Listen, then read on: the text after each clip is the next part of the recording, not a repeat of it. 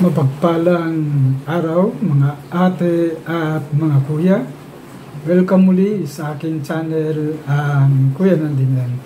Ang ibabahagi ko ngayon ay mula sa unang sulat ni San Pablo sa mga taga Thessalonica, chapter 2 verses 11 to 14. Tulad ng alam ninyo, kami naging isang parang ama ng bawat isa sa inyo. Pinalakas namin ang inyong loob. Inaliw kayo at hinimok na mamuhay ng tapat sa paningin ng Diyos na humirang sa inyo upang makhati sa kanyang kaharian at kaluwalhatian. Ito pa ang lagi naming ipinagpapasalamat sa Diyos nang ipangaral namin sa inyo ang kanyang salita. Tingnan ninyo ito bilang isang tunay na salita ng Diyos at hindi ng tao.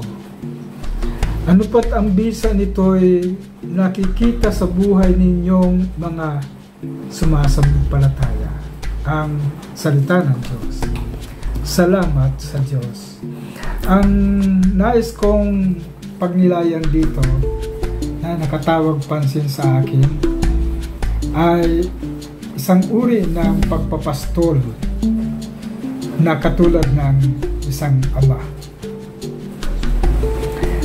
Noong una, pagkatapos ng aking pagpapastol sa malaking simbahan, pinili ko ang magpastol sa loob ng pamilya.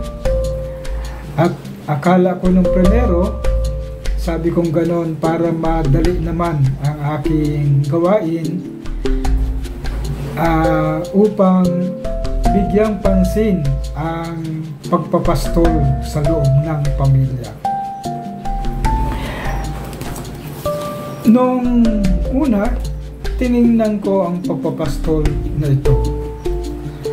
Mayroon pa ibang-iba parang katangian at dapat nating suriin. Halimbawa, ang kalagayan ng pamilya, mayroong mga masasaya at maligayang pamilya. So, dapat din tayong makipagsaya at makipagtawanan. Ikalawa, pamilyang magkahiwalay. Yung OFW nasa ibang bansa at ang pamilya ay nasa kanyang lugar. At iba naman ay pumapasok na kasambahay at magkahiwalay pa rin ang pamilya. Ang iba naman, ang kalagayan ng broken family. At resulta ito ng di pagkakaintindihan at hindi pag-uusap ng maayos. So wala pa rin pagkaayos ang pamilya. Ang isa rin na tinitingnan natin sa loob ng pamilya ay merong mga single parent. Halimbawa, ang mga anak ay nasa iisang tatay o nanay. Parent pa rin yan, single pa rin yan. Ang isa rin na kalagayan ng pamilya ay pamilyang mayroong sakit na nagkakaroon ng dialysis, may kidney problem, may iba't ibang sakit na kalagayan ng pamilya. Ang pagpapastol sa ganitong kalagayan ay masalimuot. Nakita ko pala na hindi pala madali ang pagpapastol sa ganito. Dapat nating pakinggan ang tunay na pangyayari sa kalagayan ng pamilya. Hindi ka lang magsaside ng iisang kwento, kundi lahat ay pakikinggan mo. Ang tawag dito, yung una, hindi ka gagawa ng isang band-aid solusyon na binubuksan mo lang ang isang problema at may sumusunod pang problema. Kung titingnan natin ang sulat ni San Pablo ito sa mga taga-Efeso, ang iminimungkahin niya ay isang nagpapastol na matulungan ang pamilya na maging tapat sa isa't isa. So ang issue dito ay katapatan. Sino ang nagsasabi ng totoo at hindi? Ang katapatan din ay merong katarungan. Sinong nang iiwan at sino ang iniiwan. So merong hindi ito madali at kailangang pumasok sa isang proseso. At ang gampanin ng isang pastol o isang ama ay dapat nagpapalakas sa bawat isa upang pakinggan ang kalagayan at ano ang sinaluloob ng bawat isa. At ang gawain din dito ay isang win-win solusyon.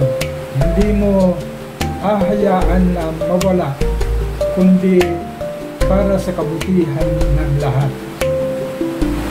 Ang pinakarurok nga nito ng pagpapastol ay for unity at pagkakaintindihan ng bawat isa. Parang sa husgado, pinalalabas ang tunay at ano ang totoo. Kaya ang nagpapastol ay marunong magbalanse ng mga bagay na pagtingin upang lahat ng aspeto ay pinakikinggan.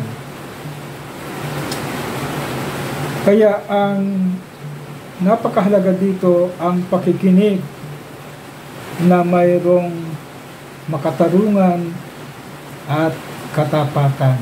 Pagbabalanse, sino ang nagsasabi ng tapat, sino ang nagsisinungaling, at sino ang biktima. So ang nais din dito at mahalaga ay idaan natin ito sa isang panalangin na ang nagpapastol ay humihingi ng grasya at awa ng Diyos upang maging makatarungan ang kanyang pagpupasya at matulungan ang mga pamilya upang maging buo at magkaroon ng pagkakaisa at magsimulang muli sa buhay. Masakit man, pero ito ay isang proseso na matagal at dapat ay mayroong kabukasan.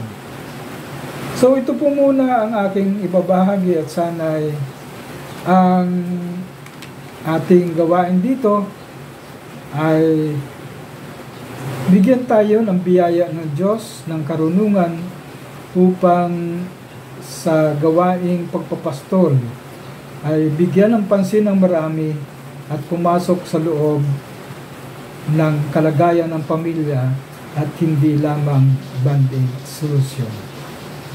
Ang lahat ng ito ay hinihiling namin kaisa ng Espiritu Santo magpasawalang hanggan. Amen. Sa ngalan ng Ama at ng Anak at ng Espiritu Santo. Amen.